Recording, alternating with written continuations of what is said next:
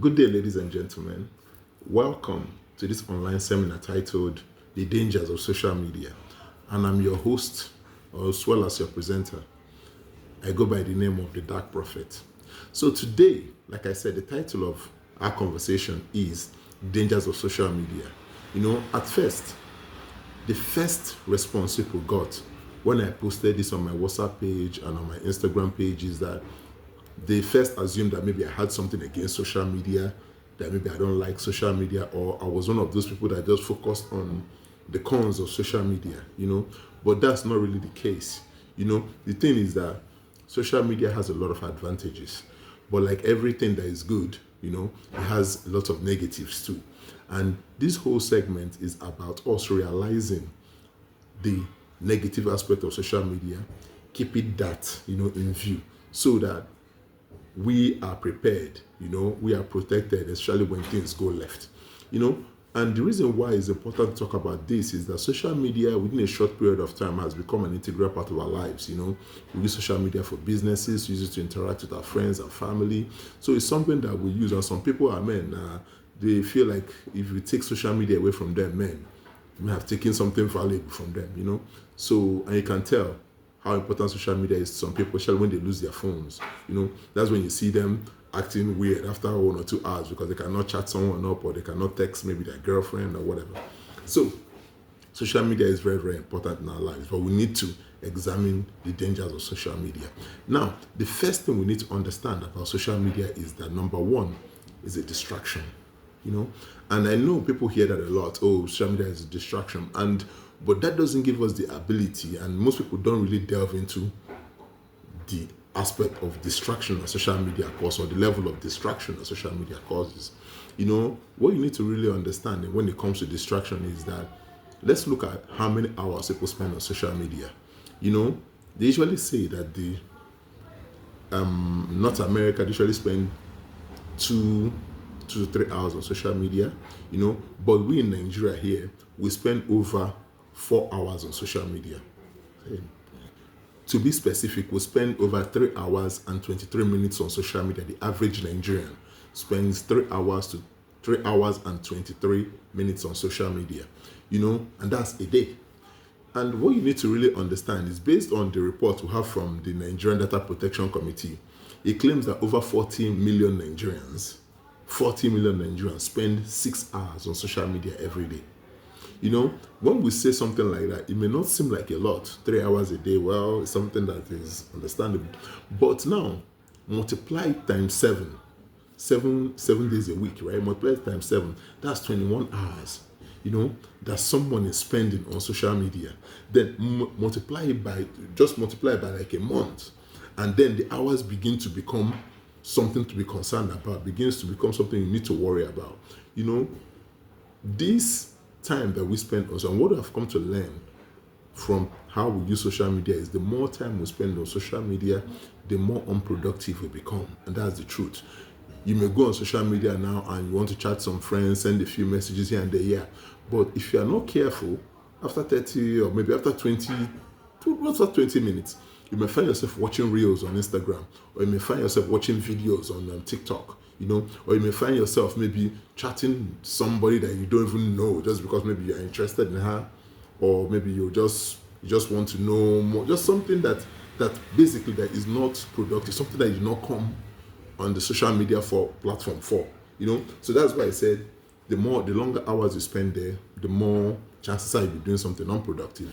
So, and when we talk about distraction, right, because I really want to get into that aspect of social media, distraction, we're talking about you not being able to do something you are meant to do at that particular time. And what I'm talking about is a good example is because of social media, there are some students now, that who are supposed to be reading for exams, but because they have TikTok and they have Instagram, they are on there watching reels, watching video after video. What's the latest trending video? Is he what the very dark man say? What did Davido say? What did Cubana chief priest say? What did Obi Cubana say? What did Obi Cubana say? What did Tunde not say? They are there watching it, or they are looking at the latest romantic video on social media, the trending videos. You here is a distraction where you see someone who's supposed to be driving, someone who's on the highway and is driving, but the person is texting someone because, well, I need to reply this message very quickly. Oh, I don't want them to think that maybe I don't want what they are saying. I don't want them to think that maybe I'm not serious, or I don't want them to think that maybe I'm not interested in what they're offering me. You see? So it's a distraction. Now we have people who are supposed to be at work. People who are supposed to, this is work, this is 8 o'clock, you're supposed to be at work, you're supposed to be doing something productive. But after 30 minutes of being at work, then they're with their phone and they're watching some video, they're commenting on somebody's page, they're trying to make controversial comments so that their comment can get traction. They're trying to upload a video, which I do sometimes. They're trying to upload a video on their Instagram page, or they're trying to share a video, or they're trying to remix a video. So it is a distraction in the sense that it prevents us from doing something that is important at that particular time. And this distraction, now imagine, it may not be a real issue when someone is at work and sending message to somebody else. But now imagine that you're a doctor, then your patient has come to the hospital and is telling you about some ailments he or she has, or some problems, and you're on social media. Now, that if you don't pay adequate attention, you may give the patient the wrong prescription. Imagine that you're a surgeon, and then you are in the theater, and for some reason you hear ping on your phone. Now you need to know what the ping was all about. You need to chat somebody that just sent you a message, someone you've been waiting for to send you a message, and so you need to. So you see, that's where it becomes really difficult. Now imagine you are a pastor, you are preaching to your congregation, and then you hear ping on your phone, and then I need to really check who pinged me. Then it becomes like a serious issue now that you need to worry about, because here you are doing something you're supposed to be doing, but because you are addicted to social media, now you are distracted. Another, the second quality I notice about social media, second con about social media, is that social media presents itself, as a platform that is there to not only initiate communication between people, as a medium for communication between people, but also as a medium to not only initiate but sustain communication between people. And that's the whole thing that social media preaches and pushes. They are there to foster communication between people and people all around the world. Yeah, but one thing I've come to see from using social media is I've come to see social media as a medium that impairs real life communication. What I mean by that is that there are many people who are comfortable communicating with you on social media. Whether it's Instagram, WhatsApp, they can chat all day, they can do video time and all that.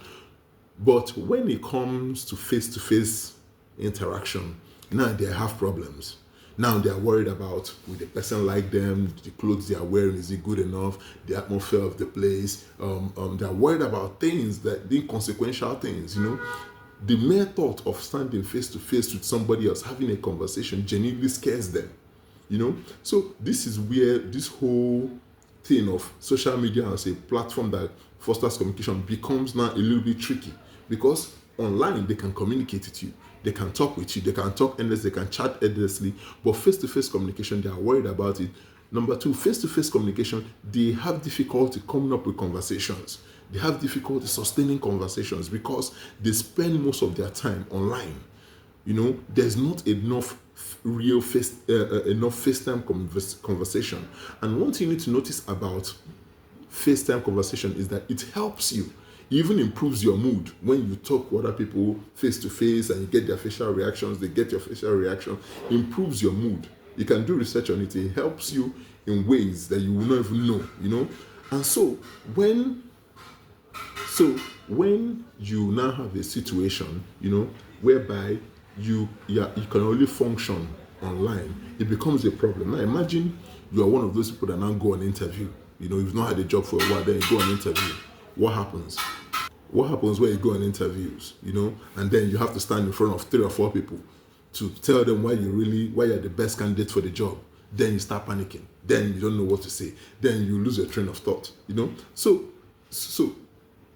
spending too much time communicating on social media, sometimes it makes it difficult to communicate with people, strangers especially, effectively. It doesn't really help your communication skills if you're one of those people that spend most of your time communicating online.